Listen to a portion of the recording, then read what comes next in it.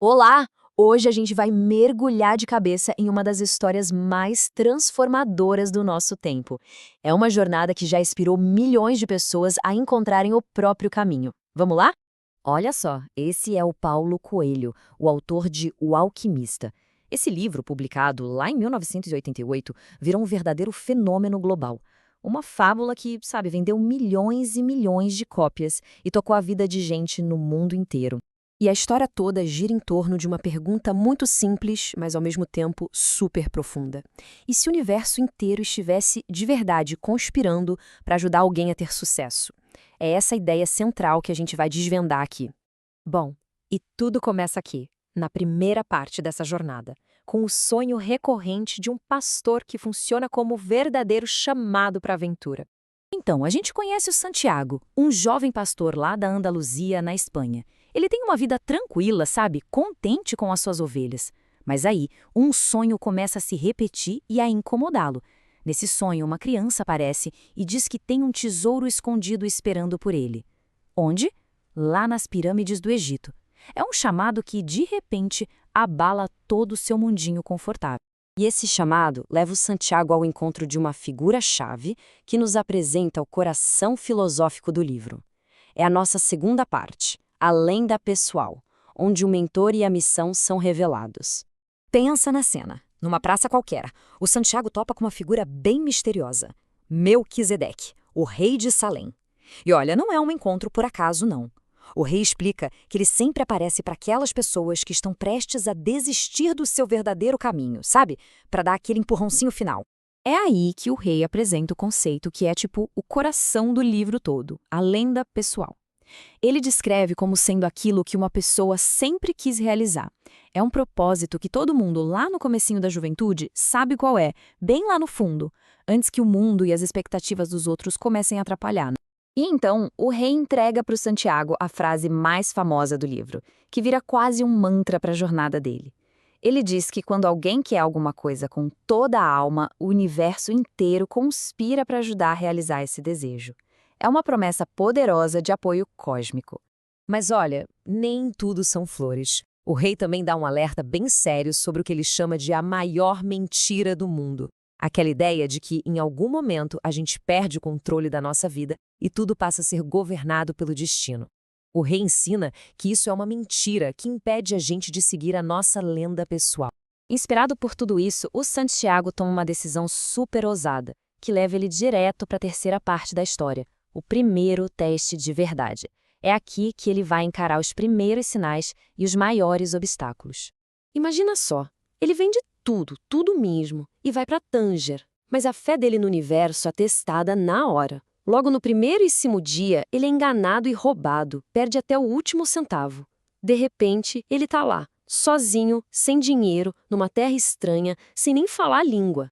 No fundo do poço, né? Mas ele não desiste. Ele arranja um trabalho numa loja de cristais. E lá, ele conhece o dono, um homem muito gentil que é quase um espelho do que o Santiago poderia se tornar. Alguém com um sonho antigo, o de visitar Meca, mas que nunca teve coragem de ir atrás. E o contraste entre os dois é fundamental para entender a mensagem. De um lado, a gente tem o Santiago que, mesmo depois do desastre, continua querendo ir atrás do sonho. Do outro, o mercador, que tem tanto medo de realizar o sonho dele que prefere a segurança de só ficar sonhando com Meca. Fica claro que, para a história, o medo é o maior obstáculo de todos. E é com esse mercador que o Santiago ouve uma palavra importante pela primeira vez: Maktub. É uma palavra em árabe que significa está escrito. Ele começa a entender que mesmo que o destino esteja escrito, a pessoa precisa ler os sinais e seguir em frente para que ele se cumpra. Não é sobre ficar parado, é sobre prestar atenção. Passa um ano de trabalho duro. Santiago junta dinheiro suficiente para voltar para casa e comprar o dobro de ovelhas. Mas, num momento decisivo, ele escolhe continuar a jornada.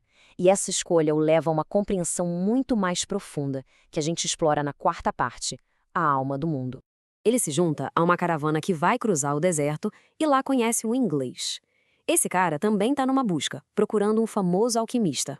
Só que o jeito dele é totalmente diferente. Ele busca conhecimento em livros, no estudo intelectual.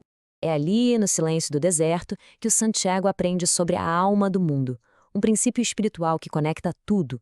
Ele aprende a sentir isso observando, usando a intuição. Já o inglês, por outro lado, tenta encontrar essa mesma coisa em textos complicados. É a diferença entre o conhecimento que vem da experiência e o que vem só dos livros. E a sabedoria do deserto também vem de um cameleiro que dá uma lição simples e muito poderosa sobre viver o presente.